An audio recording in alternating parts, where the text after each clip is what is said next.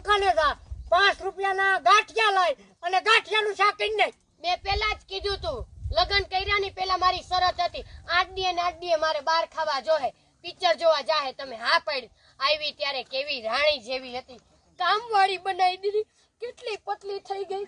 મારી બાઈ આવી ગયા, મારી બા ને લઈ જાહી આપણે. એ બા તાર હોટલમાં જમવા આવશે કે નહીં?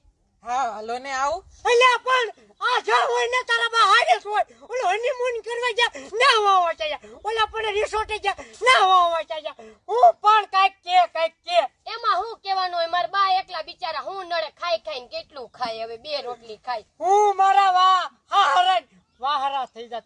હું મારા હારાની વાત કરું. આમ જો સિંહ જેવા માણસ હતા, સિંહ જેવા. મારા બાપાને કાઈ નહીં કહેવાનું હો. મારા બાપા તો એકદમ ગાય જેવા હતા, બિચારા કોઈ દી કાઈ ઈ બોલે ગાય જેવા હતા નહીં, એ અમને કરી નાખ્યા ગાય જેવા.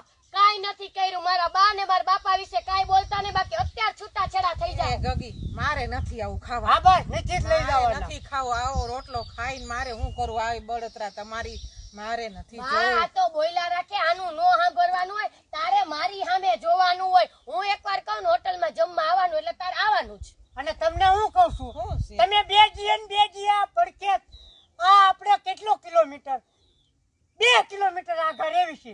તમે છે ને બે જીએ